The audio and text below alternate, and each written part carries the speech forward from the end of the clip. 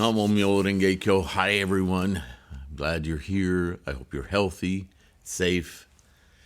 Namo Myoho Renge Kyo. Thank you for your practice, for your support, liking, subscribing. Very important to the channel. Doesn't cost you anything. So please, if you would do that, you will help promote propagation of Nichiren's doctrine of Shakyamuni's teachings of the Lotus Sutra and more. Your bodhisattva work, yeah? Yesterday was a short video, but a profound one. And today we start yet another go-show from the collection of this Nichiren on Mandala and Gohonzon. This one's called The Heritage of the Ultimate Law of Life. Yes, all these go-shows I've read before in the playlist on Nichiren's Go-Show and Nichiren's Go-Show 2, TWO. But as you know, I've been putting these collections together under the auspices of a particular Buddhist teaching.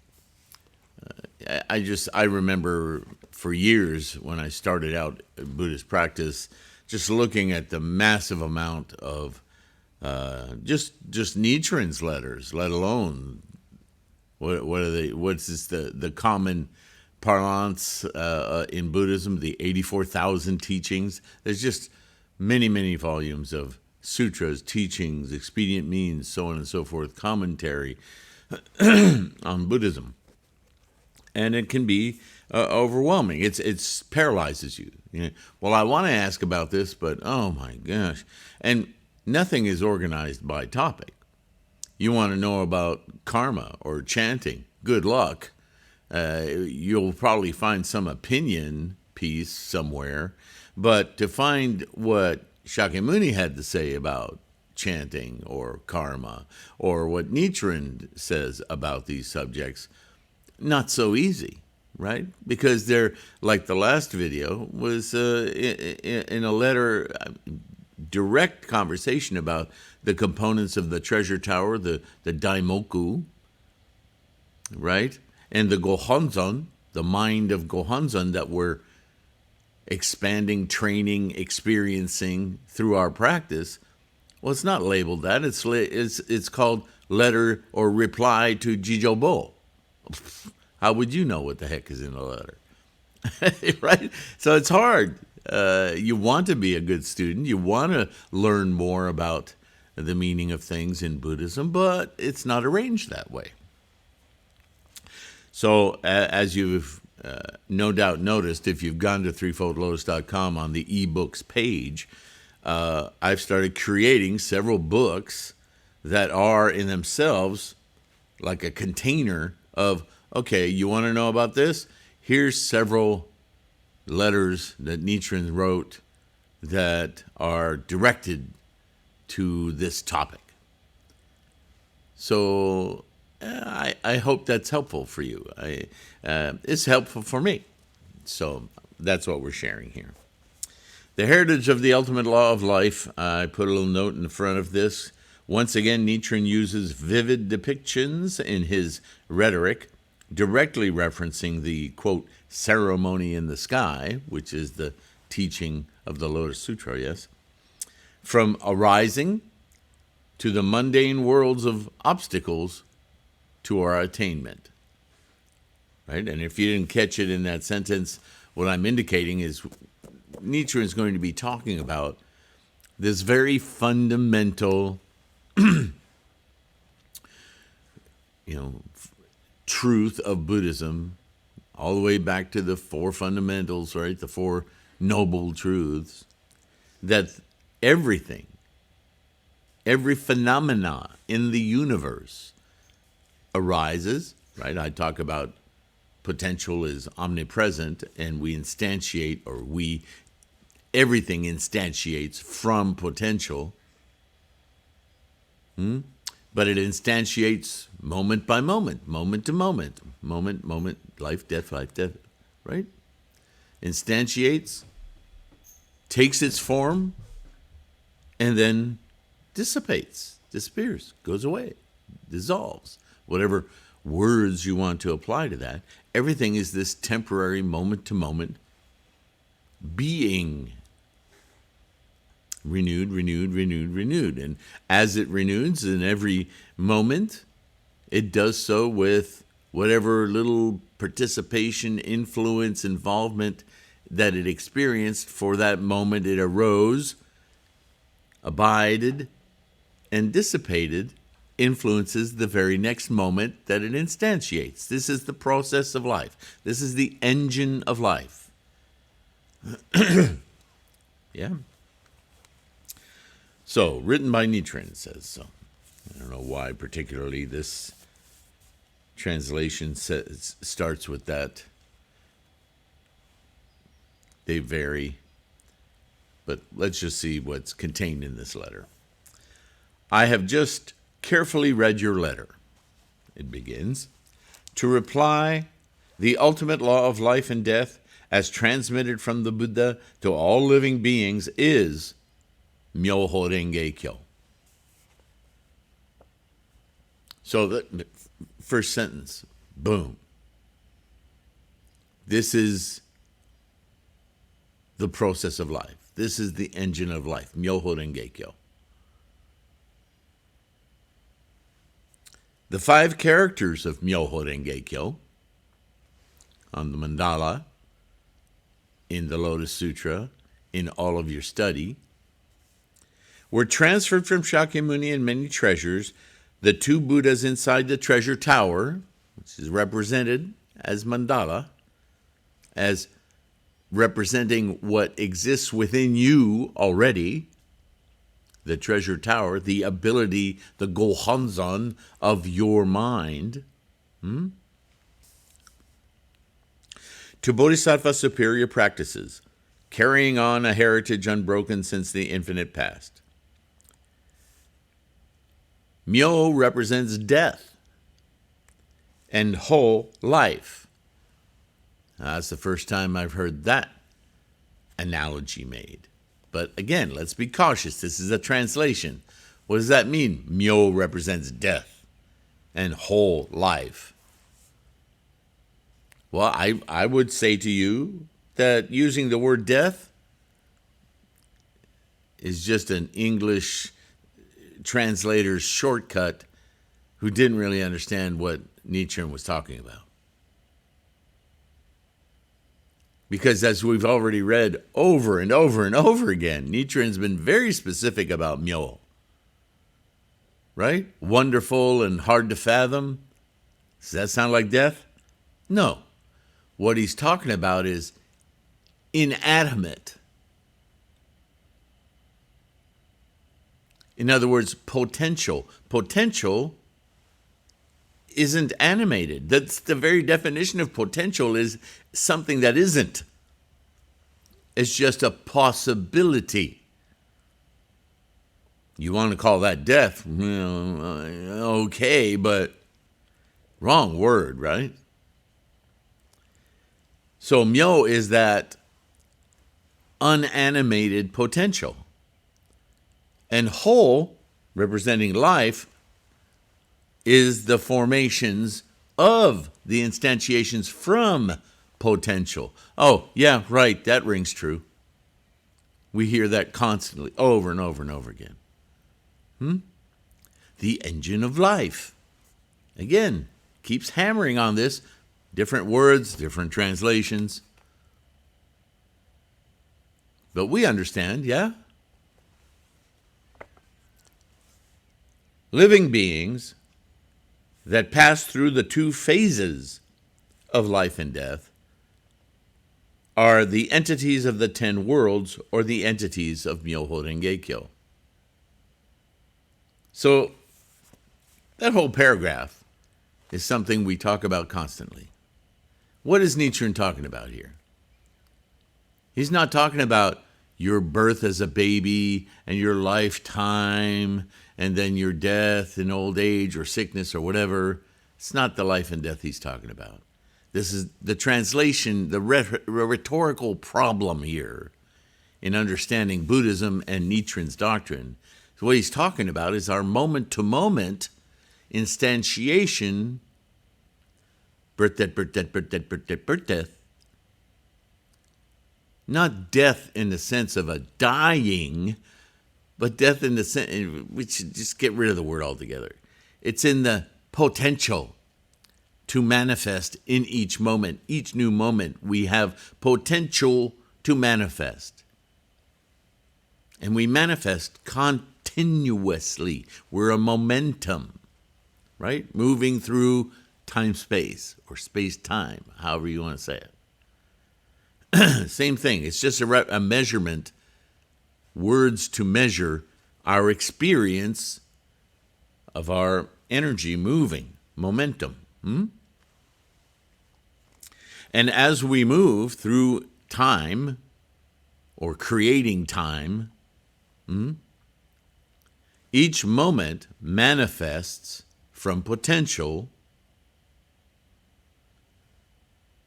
through a variety of possibilities that we can't even fathom.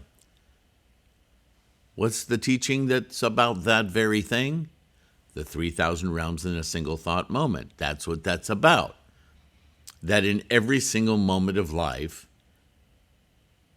we transmigrate through endless myriad potentials to manifest based on the causes made, the influences of the previous moment.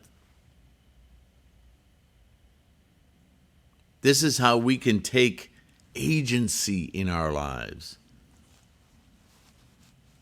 We can influence over time, direct our lives toward.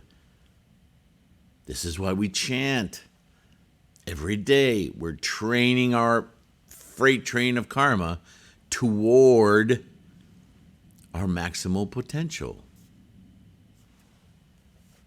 I was watching an interview this morning with the Finnish Prime Minister, and she was saying that we live in a world where leaders as well as everyday people are governed by, make decisions in their lives based on fear. What a brilliant woman. She was saying what we need to do, what we must do if we're to live a fulfilling life is to stop making our decisions based on our fears and to begin making our decisions based on our improvement, our potential, expressing, supporting, influencing our lives toward goals, positive goals, improvements, betterment. In other words, the expression without fear of our lives and our potentials. Only then can we grow. I mean, I hear you saying, yeah, well, if we do that, the minute we accomplish something, we'll see that we haven't accomplished, or we could accomplish more. Great, that's how we should be living. Always growing, always discovering. When you run your life in fear, you're caving in on yourself. You have less and less potential. That's not the way to live life. That's the way to dying. So here it is. Here it is, the ultimate philosophy. Always aim to your Gohonzon, your maximal potential instantiated. With that mind of Buddha, the complete opposite of the mind of fear. Right? Tendai says that one should understand that living beings and their environments and the causes and effects at work within them are all the law of Renge, the lotus.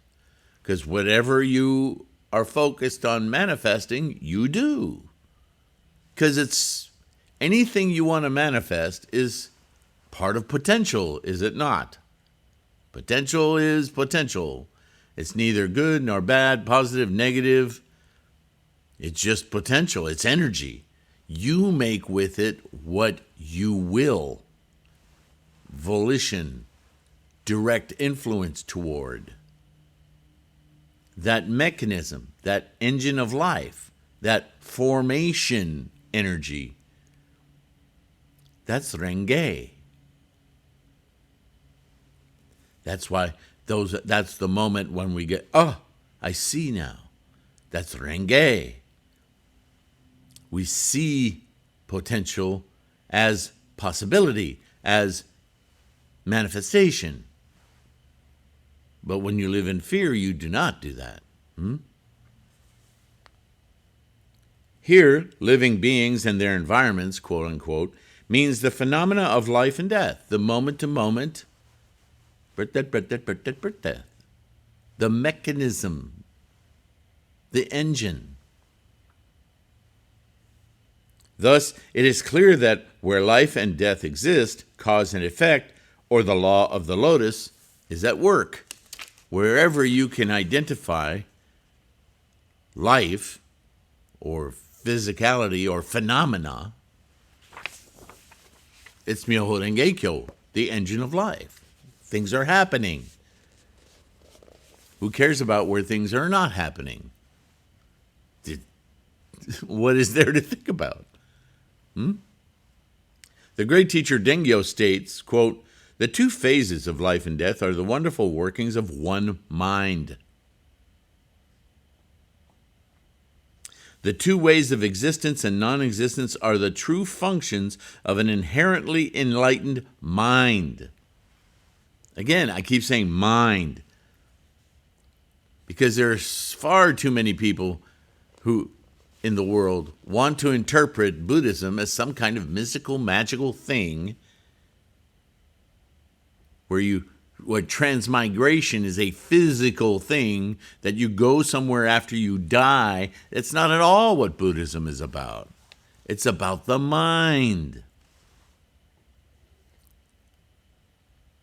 If you had, I don't know if you can even imagine this, but if you had no mind, what the hell would you care about life and death?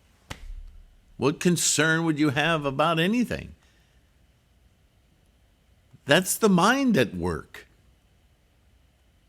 So if you're going to enjoy your life, if you're going to manifest even desires in life, how could you do so without the mind?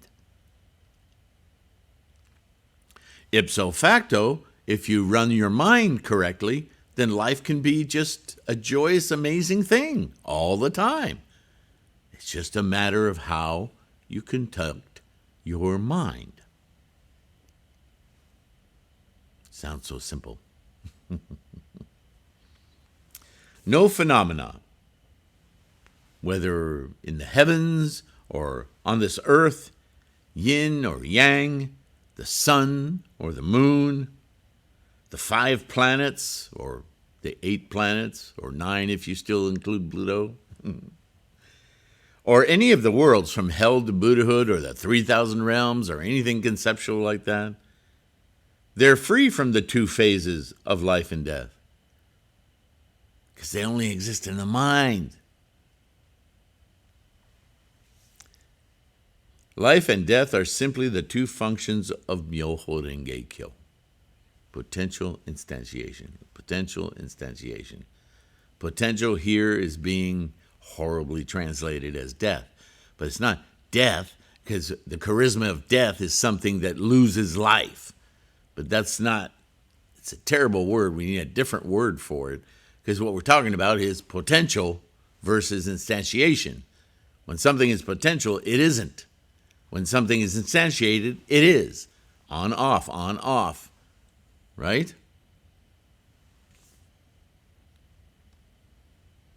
In his Great Concentration and Insight, Tendai says, quote, "Arising is the arising of the essential nature of the law, and extinction is the extinction of that nature."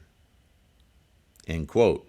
Shakyamuni and many treasures, the two Buddhas, are also the two phases of on and off. Tahoe representing the potential, Shakyamuni representing the instantiation of what? Buddha.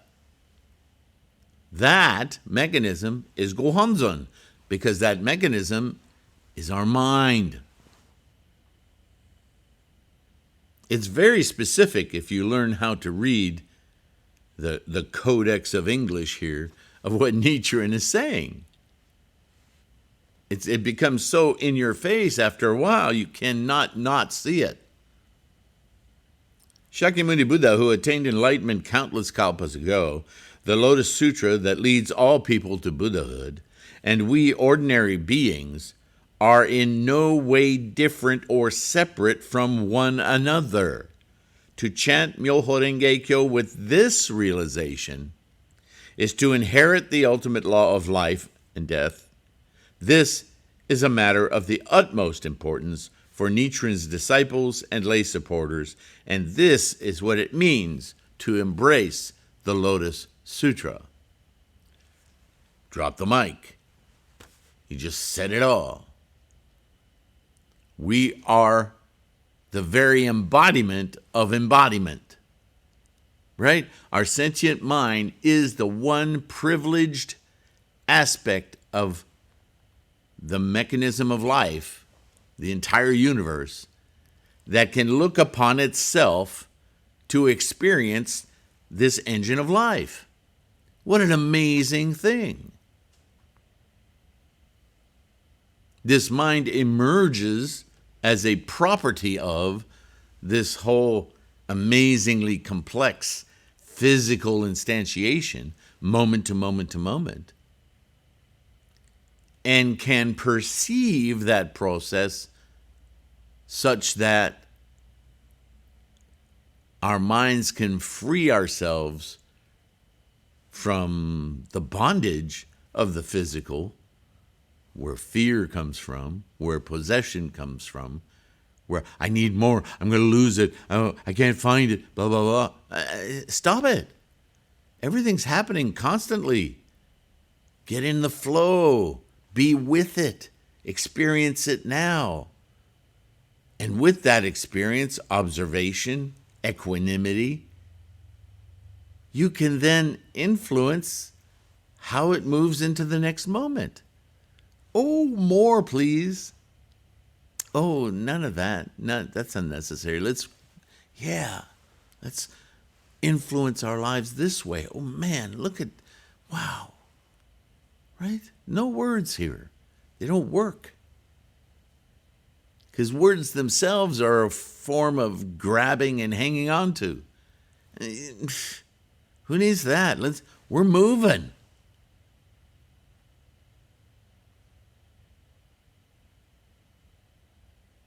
If you're kayaking down a river, for you to just suddenly hang on to a shrub in the water or a rock in the water and stop, the fascination of doing that doesn't last very long, and you'll probably hurt your hand. Far more exciting to just go with it. Influence the direction you're going, not where you've been. That's gone, right?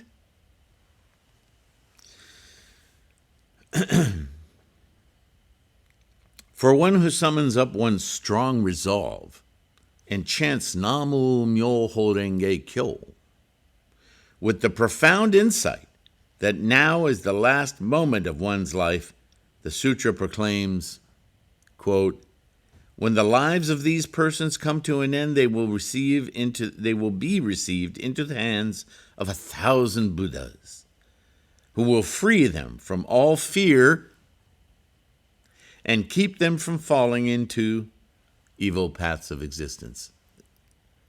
The contentious warehouse of me, possession, fear, loss, get more.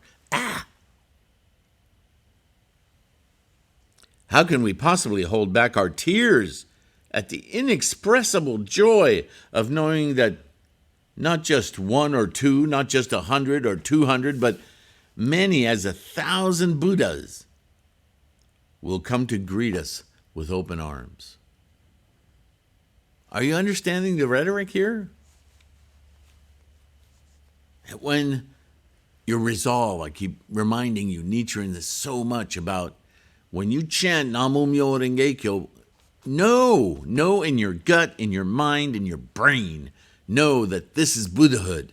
For me now, let me be in this moment. Let me take all my potential and express it in this next moment to its full. Namu Myoho Renge Kyo. With that alone, no other problems of the day, nothing to solve, nothing to fix, just that. Buddha now. Everything else just works out. It's not a problem.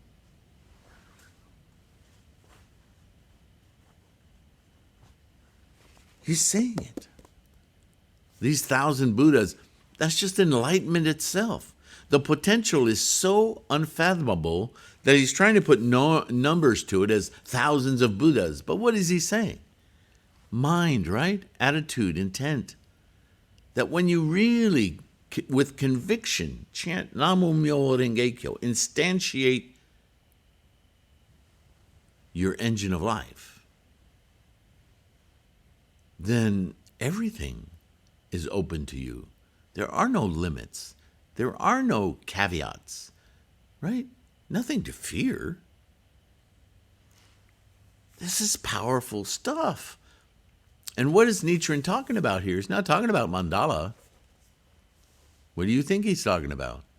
This state of mind that he's exhorting you over and over again. Look, it's here, this teacher talked about it, this teacher talked about it, it's in the ceremony in the sky, it's in the treasure tower, look.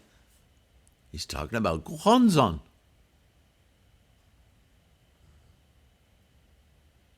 What is Gohonzon? It is your resolve, your focused confidence on instantiating Buddha. That's Gohonzon. Not that scroll behind me. Mandala is a precious tool, but that ain't it. That's a tool to get you, to help you get there.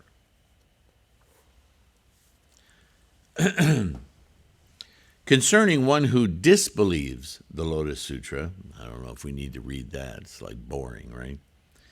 Because the sutra states, quote, when his life comes to an end, he'll enter the Avicii hell, end quote. What have I already told you many times? What is the Avicii hell? Well, it's this standard life.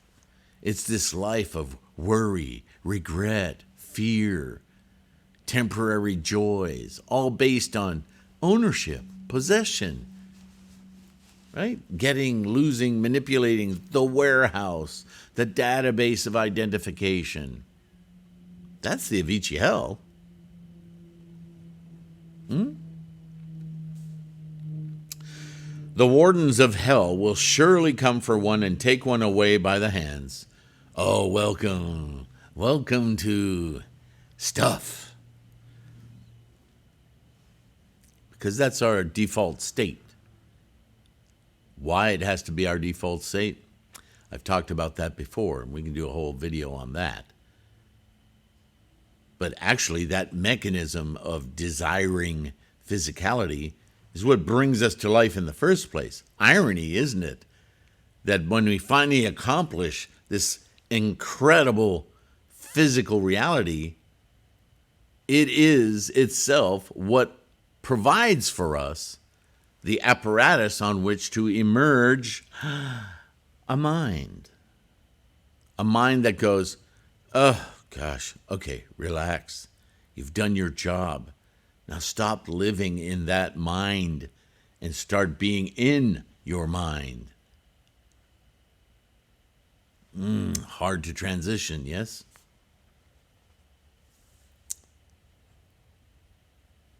How pitiful, Nichiren says, that when we're blind, ignorant, do not understand the Myoho Renge Kyo, that we just default back to our plethora of possessions. The 10 kings of the world of the dead will then pass judgment, and the heavenly messengers who have been with one since birth will berate one for one's evil deeds. In other words, you're in a shithole. You've put yourself in a mess. You do not need to be there. Simply change your mind.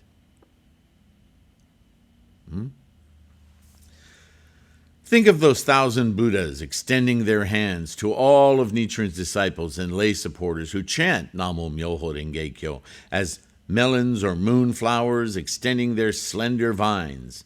My followers are now able to accept and uphold the Lotus Sutra because of the strong ties they formed with it in their past times. Because you study, because you try, you continuously build confidence, build resolve, influence your freight train of karma. They are certain to obtain the fruit of Buddhahood in the future. The future is the next moment. It's not some far-off Marco Polo kind of thing. Okay? The heritage of the Lotus Sutra flows within the lives of those who never forsake it in any moment of life whatsoever, whether in the past, the present, or the future. But those who disbelieve and slander the Lotus Sutra will immediately destroy all the seeds for becoming a Buddha in this world. Of course. Because they cut themselves off from the potential to attain enlightenment, they do not share the heritage of the ultimate law of Myoho Renge Kyo, of potential instantiation. They just rest on the detritus of life. All my disciples and lay supporters of Nichiren should chant Namo Myoho Renge Kyo with the spirit of many in body but one in mind, transcending all differences among themselves to become as inseparable as fish in the water in which they swim. This spiritual bond is the basis for the universal transmission of the ultimate law of life and death. Herein lies the true goal of Nichiren's propagation. Gohonzon. When you are so united, even the great desire for widespread propagation can be fulfilled. But if any of Nichiren's disciples disrupts the unity of many in body but one in mind, they would be like warriors who destroy their own castle from within. So can you see why I included this particular Gosho in this book? Nichiren doesn't spend his time saying, okay, here's another way to explain Gohonzon. Here's what I mean by Gohonzon. He's done that. He's explained that Gohonzon is the true goal of our practice. And then he spends the rest of his time telling us what that looks like, how that operates in the mind, what Tendai said about it, Dengyo said about it, Shakyamuni said about it, all agreeing that the Buddha land, it's in the mind. It's not some place, not some physical location. It's in attitude and intent. It's in our perception. It's in our instantiation of our maximal potential. There's Buddha. There's Buddha land. There's billions of Buddhas. However you want to say it, words aren't important. The aha, the being in, the Gohonzon is what opens up our Buddha-ness, our experience of Buddha-ness, right? Doesn't forsake the apparatus that got us here, the physical world. It doesn't say, now we're done with you. No. In fact, it's all the more amazing that it provides for us to have this experience, because you're not going to have it after you're dead. You don't have a mind after you're dead. Right? This life-death rhetoric is about moment to moment. Birth, death, birth, death, birth, death, birth, death.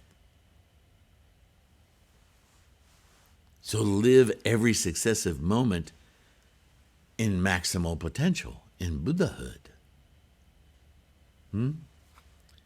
Thereby, the apparatus becomes a support, a playground. Nothing to stress about. If you're stressed, if you have fear, then you don't understand yet. Go chant. Remind yourself, oh yeah, that just works out, because that's not what's important. It's amazing. It's fun. I can play with it. Right? Your Legos, your Play-Doh, sand, those aren't life and death itself. They're awfully fun to play with, but when you're done, you go eat your ice cream. You go do something else. It's all about the living, the experience of being. Whatever it is you're doing, that's where the amazement of this life, this universe, is to be found, not in ownership, in the momentum. All right. Got a little bit animated today. Yeah. Throat's getting a little tired. So that's going to be it for today. I sure appreciate you guys sticking around. Remember, you can download these as podcasts wherever you get your podcast, the Buddhahood podcast, right? I simply stripped the audio from the videos, and so it's exactly the same thing.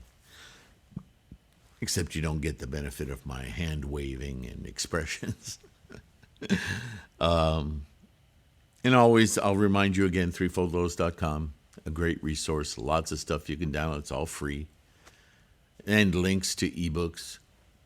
I'm not hearing from you that there's other ebooks you would like to see of the collection of books on lulu.com.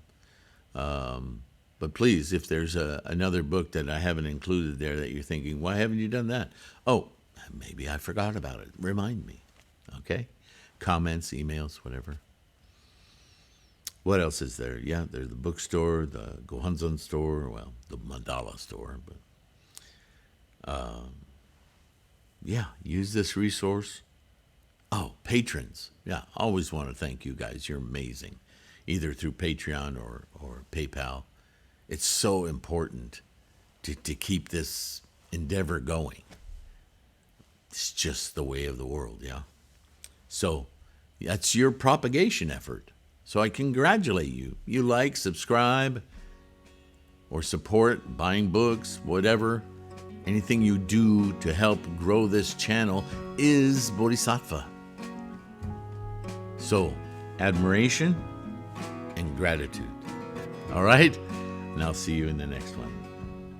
Indubitably. Bye for now.